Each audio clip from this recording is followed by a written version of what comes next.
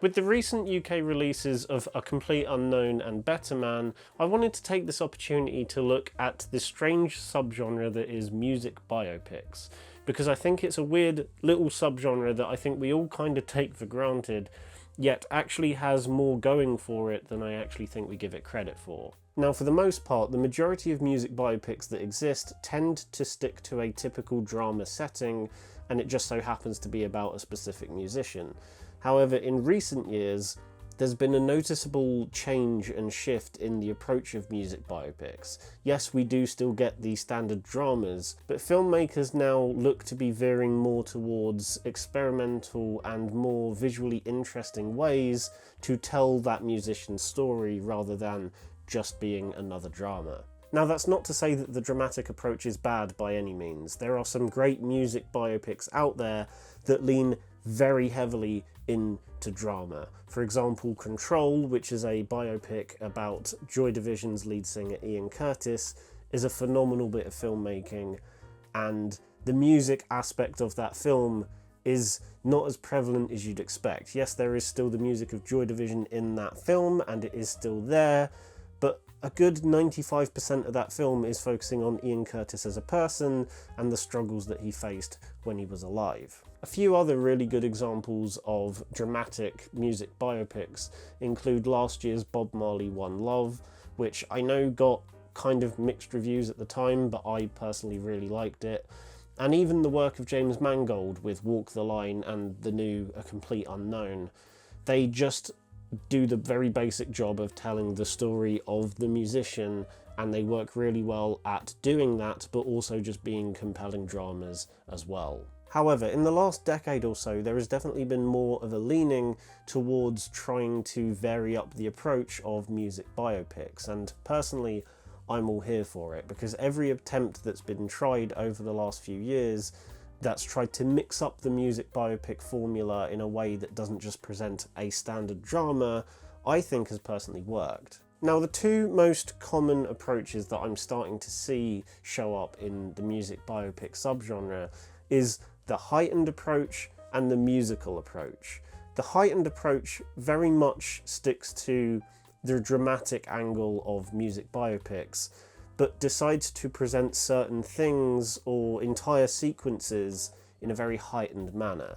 The two best examples I have of this are Bradley Cooper's Maestro about Leonard Bernstein and Baz Luhrmann's Elvis about, Elvis Presley. For example, a lot of the performance sequences in Elvis are very much heightened because of the typical edits and camera moves that Baz Luhrmann is known for, and I think that's why his style of directing fits the subject matter of Elvis Presley very well, because he's able to add his very over-the-top style of filmmaking into that story, and it just kind of works for a very over-the-top performer like Elvis was. And then you have Maestro, which kind of takes a more subdued approach to that same style, where a lot of the stylistic choices to get Leonard Bernstein's personality across are more of an aesthetic choice. For example, the film 1 minute is in colour and then the next it's in black and white, and it constantly darts between these two different colour schemes purely to show the passage of time.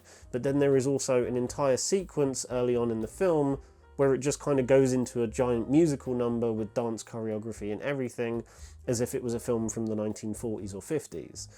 And again, it very much shows Leonard Bernstein at that time and how he was all wrapped up in the musical theatre world, and it just kind of personifies that specific era of his life. Then on the other hand, you have the musical approach, which is probably best personified through the two recent examples, Rocket Man, which is about the life of Elton John, and Better Man, which is about the life of Robbie Williams. Like the previous examples I've mentioned, these two films are trying to do one simple job, and that is tell the story of the musician that this film is based around. However, because they are more committed to being musicals as well and have giant musical numbers, where in a standard drama it would just be, oh, so-and-so performing this song to a crowd, or so-and-so coming up with this song for the first time, Rocket Man and Better Man instead take those elements, decide to make them very over the top and fantastical, and what that allows the films to do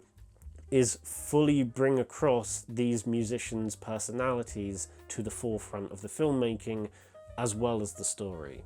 Personally, I think if these two films weren't musicals and they were just standard music biopic dramas, I don't think they would work nearly as well as they do, because the whole musical aspect of those films and the over-the-top nature of that just kind of adds another element to the film as a whole, trying to get that specific musician's personality across. Now again, I want to stress that I don't think one of these approaches is better than the other. All of these approaches have their own sets of pros and cons that they have to deal with, but when we look specifically at the purely dramatic approach, it's very easy to see why some audiences can be put off of the idea of a music biopic, especially because a lot of the dramatic ones, the ones that just focus purely on the story and not really much on the music and just telling the story as it is, can tend to kind of feel a little bit samey. Despite all of these musicians having their own unique experiences and their own unique stories to tell,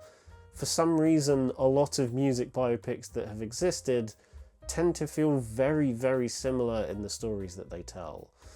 I can watch one biopic and then watch another one and they almost feel identical, even though one was about a country singer and one was about a rapper.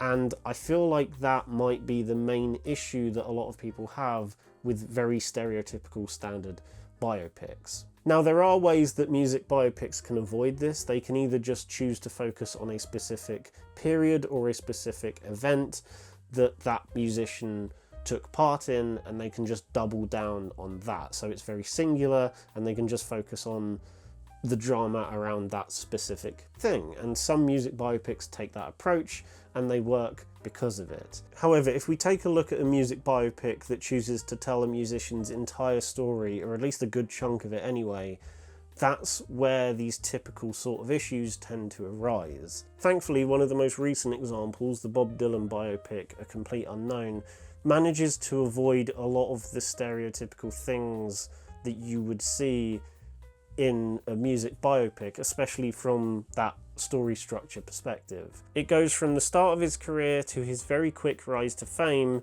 to then the controversial choice of going from acoustic to electric, which personally I think is a stupid thing to have controversy about. A musician's a musician. Just because they go from acoustic to electric, doesn't really matter. Music's music at the end of the day, and even the film does a very good example of trying to get that across. Music is just music, it doesn't really matter what you're playing. Now personally, I do slightly prefer that approach as opposed to trying to cram an entire person's life into about 2.5 hours, because I feel like the other issue that a lot of music biopics face is that very thing, trying to cram an entire person's life into a film runtime. Sometimes it works and sometimes it feels like a bit of a stretch because they're trying to cram so much in a short space of time. Now, funnily enough, when I was watching Walk the Line for the first time the other day, that's the other music biopic that James Mangold directed, I had a horrible feeling it was going to go down that exact route, because it starts out with a very young Johnny Cash, and I thought, oh, are we literally going to get the entirety of Johnny Cash's life in about 2 hours and 20 minutes? And it starts off like that, but then very quickly subverts expectations by just focusing on the peak of his career in the 60s. And I appreciate the film for doing that, and it's something that both Walk the Line and A Complete Unknown do very well, which is telling a lot of story in a very snappy and concise manner, and just kind of getting to the point and showing you the stuff that you need to know. There is a very fine art to getting a music biopic in particular right.